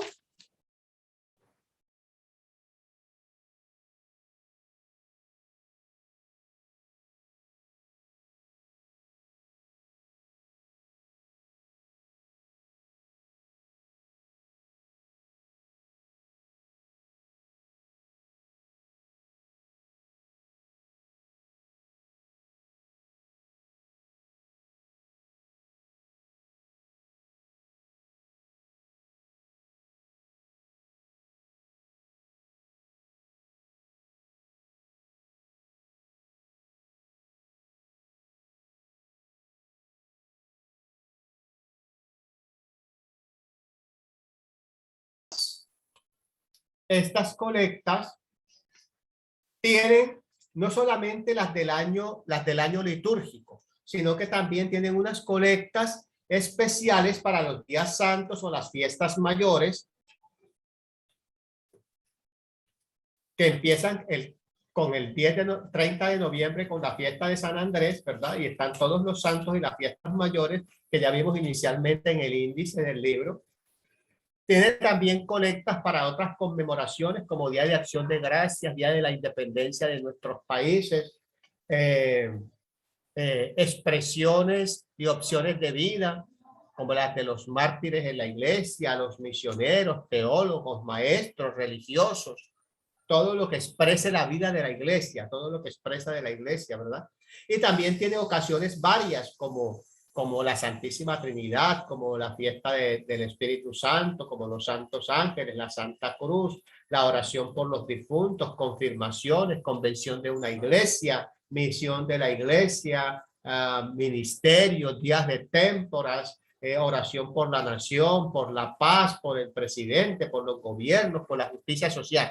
Todas son colectas que dependiendo de celebraciones que podamos usar, las podemos hacer. Cuando hacemos estas colectas que son un tanto especiales o que son aparte de las colectas de los domingos, si las hacemos los domingos en día domingo, hay primacía de la colecta del domingo. Es decir, si yo quiero hacer una colecta por la paz de Colombia, por ejemplo, yo este domingo lo puedo hacer, pero primero hago la colecta del Domingo de Ramos. Y después que hago la colecta del Domingo de Ramos, digo, vamos a orar por la paz de nuestro país. Les invito a que cojamos la colecta que está en tal página, por ejemplo. En la página 176.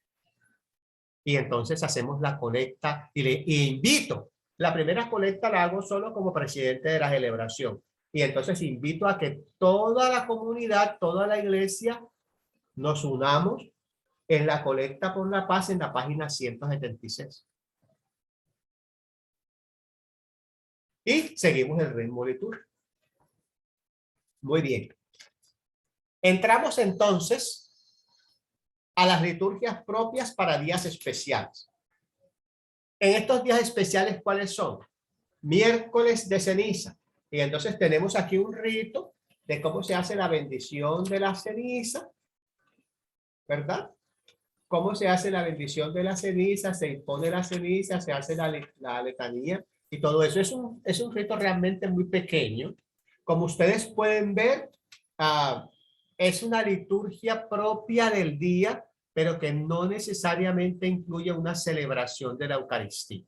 Uno podría hacer este rito solamente y continuar, sin necesariamente tenerla. Tenemos entonces... En el contexto nuestro, entonces, tenemos que tendríamos también una liturgia especial, es la del Domingo de Ramos, la que vamos a tener mañana. Ustedes allí van a encontrar la liturgia de las palmas, estamos en la página 189 del libro de oración común azul. Y entonces está todo el ritmo de la liturgia del día de mañana con la bendición de los ramos, la procesión y la Eucaristía. Es decir, es una liturgia especial porque tiene unos movimientos especiales, pero la liturgia, la Eucaristía como tal, es la misma de todos los domingos. Nosotros no tenemos ritos especiales para eso. Hay otras tradiciones donde todo el ritmo de la Eucaristía se altera. Nosotros no. Nosotros hacemos esto antes y luego la Eucaristía como todos los domingos. Como todos los domingos.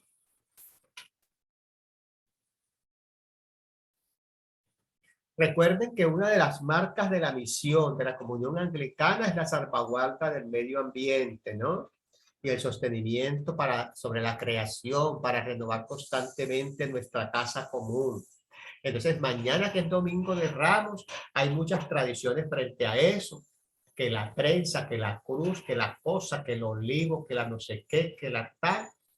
Procuremos que esta fiesta, en la cual durante mucho tiempo las iglesias ayudaron a quebrar muchísimos árboles, sobre todo de olivos y demás y de cosas. Entonces tenemos una deuda, y es la deuda de decir que ahora no. Ahora bendigamos una planta y que haga parte del jardín de la casa, un árbol para sembrar en el parque, cosas que propugnen por la vida y la conservación del planeta. Es una muy buena ocasión. Muy buena ocasión. Y si acostumbran en su congregación a que conversan con el sacerdote o hacen confesiones públicas, díganle al sacerdote que ponga de penitencia que siembren árboles, que cuide un jardín, ¿cierto? No que se vaya de rodillas ni que rece 100 Padres Nuestros, que de pronto le viene bien rezar 100 Padres Nuestros, pero no se va a ver mucha la cosa. Pero si siembra 100 árboles, imagínense el beneficio que le hace al planeta y a todos. Ese inmediatamente queda más cerca del reino de los cielos. Entonces, fíjense todo lo que podemos hacer desde la liturgia también, ¿verdad? Había muchos que me dicen, ay, padre, y entonces, ¿y yo qué hago ahora? Vea ese parquecito que está ahí pelado, hombre. Siempre unos cuantos arbolitos allí, dediques a cuidarlo. Le pasa el trabajo, lleva su botelleta de agua y se la pone ahí. Y así, haga jardín en su casa, siempre, aunque sean unas materas, pero ayúdenos a conservar esto. Comprométase con esto. Yo creo que tenemos que ir por ahí, ¿eh? Yo creo que tendremos que ir por ahí. Bueno, lunes, martes y miércoles. Posiblemente muchas congregaciones prepararán talleres, invitarán a retiros, harán vigilias, no sé, cosas. Todo eso está bien. Recuerden que el criterio, ¿cuál es el criterio? Que edifique, que edifique, que edifique, que edifique la iglesia, que edifique las personas en su dignidad, que edifique, que cuide el planeta, que cuide el medio ambiente. ¿Ok? Pero no hay nada específico. No hay nada específico durante estos días. Nada. No hay liturgias especiales ni nada. Las oraciones de la mañana y de la tarde, lo que siempre se hace. Lo que siempre se hace. No hay prácticas de ninguna índole especificada. Jueves Santo. Hay unas oraciones propias de la solemnidad del Jueves Santo. De la solemnidad del Jueves Santo. Y aquí están. Hace énfasis el Jueves Santo en el lavatorio de los pies. Realmente no tiene más fuerza. No tiene la fuerza del lavatorio de los pies en medio de una cena, que era la cena de la Pascua judía. Realmente la enseñanza del Jueves Santo en nuestra iglesia no apunta a que haya institucionalidad de la Eucaristía, a que haya institucionalidad de ministerios ordenados, ni de diáconos, ni de episcopados, ni de presbiterados, ni ministerio sacerdotal, nada de eso. El énfasis del Jueves Santo es el lavatorio de los pies en medio de una cena judía. Es decir, la fuerza del Espíritu Santo, perdón, la fuerza del Jueves Santo está en un ministerio que quizás hacemos, pero que quizás no le damos la importancia que tiene. y es el ministerio del servicio. La misión de la iglesia de servir. Mire. Perdón, reverendo. Ok. Adelante, Alexander. Sí, gracias, reverendo. Reverendo, ¿por qué no le dan más importancia? Mire que en el resto de la Biblia citan, por ejemplo, Pablo cita el hecho de la última cena, que cogió la copa, que cogió el pan, y lo cita en diferentes partes, Pablo, pero en ningún lado más citan el lavatorio de los pies.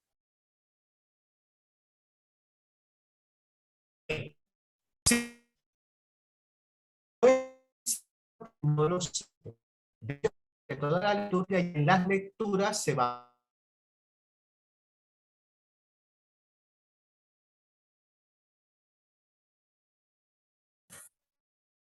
De hecho, en las liturgias se va a hablar de todo eso.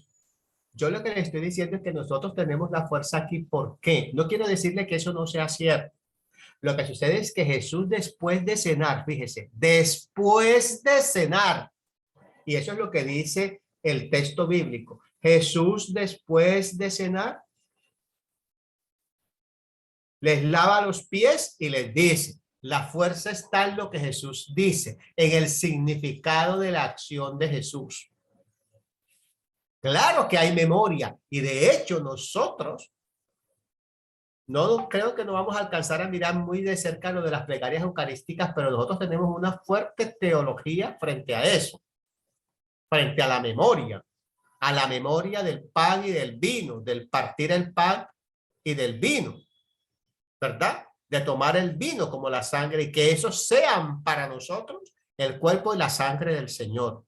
Pero en ese contexto del texto donde Jesús, después de haber cenado, lava los pies de sus discípulos, de todos, incluyendo aquel que lo traicionó, de todos, sin excepción. Les dicen, ¿comprenden lo que he hecho? Les he dado ejemplo para que ustedes también hagan lo mismo. Porque si yo, que soy el maestro, he lavado los pies de ustedes que son mis discípulos, con mayor razón ustedes han de lavarse los pies los unos a los otros. Y eso de los unos a los otros, ¿qué les recuerda? El mandamiento del amor.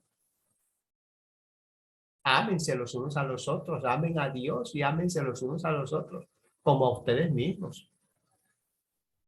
Y entonces es eso. Y Jesús se quita el cinto, se quita todo, se pone una toalla y se agacha y lava sus pies. El ministerio del servicio. Y claro que eso engloba y asume todo lo demás, hermano. Claro que sí. Y eso no es renunciar a la memoria, es precisamente en memoria de Jesús que tenemos que hacer eso. Es decir, la cena no acabó en la comida. La cena continuó en el lavado de los pies, en el servicio continúa la cena. Es decir, la Eucaristía termina en el templo. ¿La Eucaristía termina en el templo? No, pues claro que no. La Eucaristía tiene una dimensión misionera y es salgamos en paz para servir. Salir a lavar los pies. Y se dice servir, salgamos en paz para salir y servir. Seamos en paz para amar y servir al Señor. ¿Y dónde lo sirves? Lo sirves en los demás. ¿Dónde amas a Dios? Lo amas sirviendo a los demás. Es lo que estábamos diciendo aquí, ¿verdad? Sí. Y en la oración, ¿para qué comulgamos? ¿Para qué comemos el pan? ¿Para qué tomamos el vino? Página 280, si no me equivoco. Página 280. ¿Para qué lo hacemos? ¿Para qué lo hacemos? Las implicaciones de la Eucaristía, 288, perdón. Las implicaciones de la Eucaristía. Eterno Dios, en tu bondad nos has aceptado como miembros de tu Hijo Salvador Jesucristo. Nos has nutrido con alimento y espiritual. Nos has nutrido con el alimento espiritual de tu cuerpo y de tu sangre. Envíanos ahora en paz al mundo. Vístenos de fuerza y de valor para amarte y servirte con alegría y sencillez de corazón por Cristo nuestro Señor. Implicaciones de la Eucaristía. Ojalá algún día aquí en el set tengamos una charla sobre las implicaciones de la Eucaristía, implicación del pan y el vino, eso qué significa, eso cómo se come en cristiano, ¿verdad? Yo creo que tenemos que empezar a hablar de todas estas cositas nosotras y nosotros. Entonces estamos en el Jueves Santo, por eso la fuerza del Jueves Santo está ahí. Está ahí. ¿Ven? Bueno, yo sé que dicen por aquí que queda poquito, todavía tengo 2 minutos. Bueno, Viernes Santo. Bueno, Viernes Santo se centra en la contemplación de la pasión. Se centra en la contemplación de la pasión de Jesús. Y la reflexión sobre la ipsísima verba Jesús, es decir, las palabras atribuidas a Jesús, que se dice son pronunciadas por Jesús. Y entonces sobre eso hacemos toda una meditación, toda una contemplación. Y en esta contemplación de la pasión del Señor y de la ipsísima verba Jesús, tenemos la oración por todo el mundo, la oración por el dolor del mundo, la oración por el pueblo de Dios, la oración por toda la iglesia. Las oraciones que llamamos las oraciones universales. Y allí está la fuerza, es decir, la iglesia en total unidad, a la persona de Jesús, a su ofrenda, ¿verdad? A su ofrenda. Y entonces resulta que ¿cuál es realmente la ofrenda de la iglesia hoy? La ofrenda de la iglesia hoy es Jesús mismo.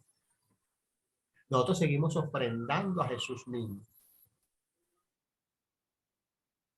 Más que hacer, es decir, desde el mandato de Jesús de la cena, de hacer esto en memoria mía, cada vez que partan este pan, lo hacen en memoria mía, cada vez que toman de este vino. Y ahí hay parte de las implicaciones de la Eucaristía. Lástima que no podíamos trabajarlo un poquito, espero que lo podamos trabajar más adelante. Y entonces, cuando se parte el pan, Jesús lo parte y lo da y lo dice, cada vez que lo coman lo hacen en memoria de mí. Pero cuando coge el cáliz le dice, es decir, el cuerpo de Jesús como ofrenda, Jesús mismo como ofrenda es el sol para el perdón de nuestros pecados. Pero cuando toma la sangre dice que ese cáliz, que es una alianza nueva y eterna, esa sangre va a ser derramada por él, por Jesús. Pero ¿qué más dice? Que ese cáliz también será derramado ¿por quién? Por nosotros. Dice, por mí, pero que también será derramada por ustedes y por muchos para el perdón de los pecados. Es decir, hay una implicación. La Eucaristía nos implica nuestra sangre también allí, por la causa de Jesús. Por la causa de Jesús. La sangre, el cáliz, lo hacemos en memoria de Jesús, pero nos compromete también a que posiblemente, vea, es el compromiso del martirio, ¿verdad?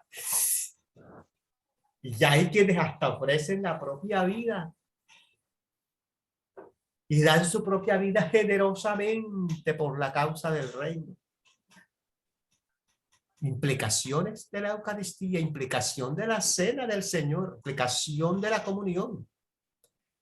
Hermano Antonio y Joana, que la vi por ahí alzando la mano hace rato.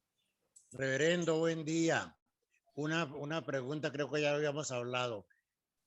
En nuestra iglesia el Viernes Santo, eso de las viacrucis que hacen en otros lados. ¿Cómo? Viacrucis. Sí, ok, mire. No tenemos en la liturgia de la iglesia, lo que yo tengo que decir es lo que dije la vez pasada. El Via Crucis no hace parte de la liturgia de la iglesia. Aquí está la liturgia de la iglesia, que tiene que ver con la contemplación y la lectura de la pasión. Lectura de la pasión, contemplación, meditación, pasión, ipsísima verba Jesús, todo el cuento. Pero no hay Vía Crucis, así como el Jueves Santo no hay monumentos realmente. ¿Verdad? Entonces, desde la perspectiva de la teología anglicana no podemos decir lo que se observa en algunas partes de Colombia que dicen hay que visitar 7 monumentos para que nos vaya bien el resto del año. No, no, eso no cabe aquí. Entonces, igual que acá pasa lo mismo con el tema del Vía Crucis, ¿no? Con el tema del Vía Crucis, realmente no está. Yo insisto en lo mismo. Yo creo que quienes lo quieran hacer, lo pueden hacer. Creo que la devoción y la práctica del Vía Crucis nos permite hacer un recorrido por algunos momentos específicos de la vida de Jesús y contemplarlo. A mí me parece que es una devoción que edifica. Lo que no edifica es a veces lo que hay detrás de eso, que pienso que es parte de lo que tenemos que trabajar. Es decir, no salga de hacer el Vía Crucis a darse 4 azotes, pues a coger ¿cómo le llamaban a eso? Eso que se da con un látigo.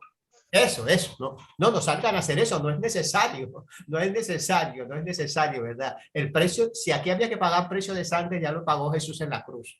Y de una sola vez y para siempre, dice el texto bíblico. Él pagó precio de sangre una sola vez y para siempre. Ya no se necesita la nuestra en la cruz. ¿Cierto? Entonces yo creo que es parte de las lecturas que tenemos que empezar a hacer. Entonces no hace... Sí, la autoflagelación, dicen por ahí ahora otro. Sí. Entonces no hay necesario autoflagelarse. El sábado santo. Reverendo. Sí.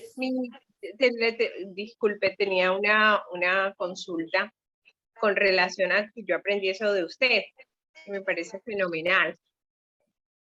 Hola. Hola. Creo que... Dime, Joana. Sí, ya. Sé que se había congelado la imagen. Sí, con relación a los cantos que son proclamados o sí son cantados, valga la redundancia, en la Eucaristía. Yo hago una consulta de un ejercicio que se hizo por estos lares con relación al canto de la espiga. Se cantó, pero se modificó en cierta forma la estrofa. ¿Eso está aceptado? ¿Eso es posible? Claro, porque inmediatamente le cambias el contenido. Ya no dices que se convierten ni que se transforman, ¿no? Sino que son para nosotros. Es decir, es entrar en armonía con el contenido teológico de la iglesia. En todas las plegarias eucarísticas dice, envía Señor tu Espíritu Santo para que este pan y este vino sean para nosotros el cuerpo y la sangre de tu Hijo. No dice para que se transformen, que ahora se transformen. En liturgias de otras tradiciones sí dice, envía tu Espíritu Santo para que de ahora en adelante se transformen, que es lo que dice el canto, en el cuerpo y la sangre de Jesús. No. No, nosotros no creemos en eso es transubstanciación, cambia la sustancia. Son para nosotros. Pero es una cuestión de palabras únicamente, sean ¿sí? A transformar, ¿es una cuestión únicamente de palabras o en el fondo hay una... No, en la creencia de la teoría de la transubstanciación, hay la creencia de que efectivamente ese pan deja de ser pan y es el cuerpo y el vino deja de ser vino y es la sangre del Señor. Eso, de hecho, es una doctrina de una iglesia y dice que eso es lo que pasa, que hay de hecho, se tejieron alrededor de eso muchísimas cosas y entonces no faltó por allá el padrecito o la religiosa que alzó el cáliz y se le empezó a derramar con toda la sangre del Señor y toda la cosa y eso, bueno, todas esas cosas que pasan, ¿no? Entonces, eso no. No. Quizás porque cuando se hizo esa doctrina no existía un concepto de sustancia. Por ejemplo, usted lee a Santo Tomás que escribió la Suma Teológica y Santo Tomás es uno de los que acuña precisamente esa teoría. Pero es que cuando Santo Tomás hace eso no hay un concepto de sustancia. El concepto de sustancia es posterior. Igual que el concepto de historia, ¿no? Nosotros hoy tenemos un concepto de historia en el tiempo y se lo debemos a Aristóteles. Entonces, no, anteriormente no existía y entonces, lógicamente, quizás son errores ni siquiera intencionales, fruto quizás de los únicos recursos que se tenían en ese tiempo. La dificultad está en que no han evolucionado con el tiempo, sino que se han quedado anclados en el tiempo. Y entonces no hemos renovado el concepto y lo tenemos estático allá, en el siglo 6, 7, 8, 10. Ese es el tema, ¿no? El tema es que tenemos que actualizar esto y tenemos que permitir que también la ciencia nos ayude a tener un discernimiento y una construcción de nuestra fe, ¿no? Por eso nosotros, en la perspectiva de nuestra iglesia, tenemos el uso de la razón, porque creemos que todo esto tiene que evolucionar también con los aportes de las ciencias sociales, ¿no? Entonces creo que es parte de todo esto. Bueno, el sábado santo les decía que tiene la fuerza, entonces, primero en la liturgia de la luz. Recuerden que estamos en la vigilia pascual, a la entrada hacia la Pascua, la liturgia de la luz. Bendición de agua. Realmente la recomendación del libro de oración común es, si durante la cuaresma o durante todo el tiempo anterior se va a hacer bautismos en la vigilia pascual, procede la bendición del agua. Si no hay bautismo, realmente no hay bendición de agua. El agua se bendice en función del catecúmeno. Es lo que dice la rúbrica del libro de oración común.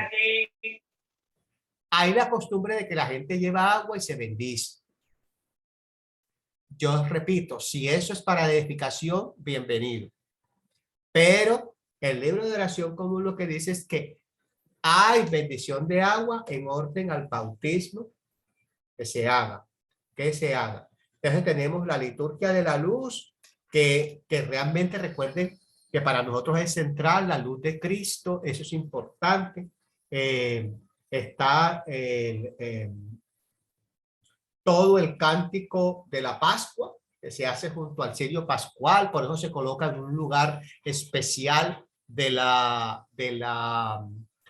templo, y luego después de la estación de Pentecostés es llevado junto a la pila bautismal y se enciende el cirio pascual solamente cuando hay bautismos. Es decir, el cirio pascual dura encendido de manera permanente en todos los servicios y oficios durante la Pascua hasta Pentecostés. Después de eso es llevado a la pila bautismal y solamente es encendido en el bautismo, para los bautismos. Esa es la propuesta de la liturgia de nuestra iglesia. Y luego viene la liturgia de la palabra, que tiene las lecturas del Antiguo Testamento. Luego vienen las lecturas del Nuevo Testamento. Se hace la renovación de los votos bautismales. Como hay renovación de votos bautismales, mi sugerencia es que allí donde no hay bautismos y no se va a bendecir agua porque no hay bautismo, es que bendigamos el agua para hacer la renovación de los votos bautismales. Si hay una pila, bendiga el agua en la pila y el sacerdote, en un gesto muy lindo de renovación de votos bautismales, puede coger el agua de allí y asperjar a toda la comunidad, por ejemplo, una cosa bien bonita. Es decir, edifiquemos la comunidad, trabajemos para la comunidad. Entonces podemos hacer eso, bendición del agua. Luego viene la Eucaristía. Recuerden que no celebramos Eucaristía desde el jueves, que el viernes no hay Eucaristía. Entonces tenemos que reservar para, si acostumbran a hacer comunión en Viernes Santo, puedan tener comunión. Y la Eucaristía no se vuelve aquí en la vigilia. En la vigilia volvemos a tener la Eucaristía ya en un normal como cualquier otra, y el domingo de resurrección, imagínense, es un domingo unido a todos los demás domingos en la mañana para celebrar la resurrección del Señor. Todos los domingos en la mañana nuestra Eucaristía lo que hace es hacer memoria de la resurrección. Hacer memoria de la resurrección. Fíjense cuál es la intencionalidad de la Eucaristía el domingo. No es la cena de la Pascua. Es la primacía de la Pascua. Todos los domingos lo que hacemos memoria de la cena, hacemos memoria de Jesús, pero estamos en orden a la Pascua. Lo que celebramos todos los domingos, la exaltación, la adoración, el júbilo de la Eucaristía del domingo de la mañana, que por eso es la celebración principal, es por la Pascua de Jesús, es por la resurrección de Jesús. Somos un pueblo pascual. Somos un pueblo pascual. Es la fiesta, es la gran celebración. El domingo, el domingo. Luego después vamos a tener las dos fuerzas, siguen el libro de oración común, las dos fuerzas sacramentales fuertes, entonces, que son el bautismo como iniciación y entrada en la vida de la iglesia y sobre todo en la vida resucitada de Jesucristo, ¿verdad? Y en la gran celebración de la Pascua, que es la Eucaristía, los dos grandes sacramentos evangélicos. Los dos grandes sacramentos evangélicos. Estamos allí. Yo voy a dejar allí y espero que quizás de pronto podamos hacer algo, así sea una pequeña conferencia después o algo, quizás en el set, es mi sugerencia, para que trabajemos bautismo y la Eucaristía, porque la Eucaristía es bastante largo, el bautismo por todo el sentido y las implicaciones del bautismo, y la Eucaristía porque recuerden, en el libro de oración común hay dos propuestas de Eucaristía, hay rito 1 y rito 2. Normalmente estamos más familiarizados con el rito 2. Y el rito 2 incluso, que es con el que más estamos familiarizados, a veces solamente hacemos una sola plegaria eucarística, que es la plegaria eucarística A, pero nos olvidamos que existe la B, la C y la D. Y que esas tienen unos sentidos específicos y que pueden ser usadas, bien usaditas en estaciones específicas o fiestas propias del año y son excelentes. Y son excelentes. Y aquí no tendríamos tiempo, ya llevo 15 minutos del tiempo del Padre Ferro, y entonces no vamos a terminar. Pero sí podríamos, o si se acuerda entre ustedes un día entre semana que podamos hacer esto, con muchísimo gusto nos ponemos de acuerdo, de pronto aprovechando lunes, martes o miércoles santo, y podemos terminar haciendo un trabajito sobre bautismo y los dos ritos de la Eucaristía. Ok, así que queda a discreción de ustedes y de la coordinación de Elizabeth en ese sentido. En ese sentido. Bueno, hasta aquí realmente el trabajito que yo lo quería hacer era sobre plegarias eucarísticas, sobre todo sobre plegarias eucarísticas. Entonces no sé si lo vamos a hacer o no lo vamos a hacer. Entonces, si lo vamos a hacer, yo esperaría entonces a que nos encontráramos el lunes, el martes o el miércoles en la noche para hacer el conversatorio y ahí dejar el trabajo si lo hacemos. Y si no, pues les podría decir ahorita qué hacer, el trabajo que hacer, lo podemos hacer. Entonces, no sé. Gracias, reverendo. Yo voy a consultar realmente con las personas encargadas del set y les estaremos avisando si es posible, lunes, martes o miércoles, el taller o la parte que se quiere sobre las plegarias para poder realizar ese trabajo, o pues en su defecto te avisaría para que nos envíes el trabajo que tienen que hacer los estudiantes. Perfecto, perfecto, perfecto. Gracias.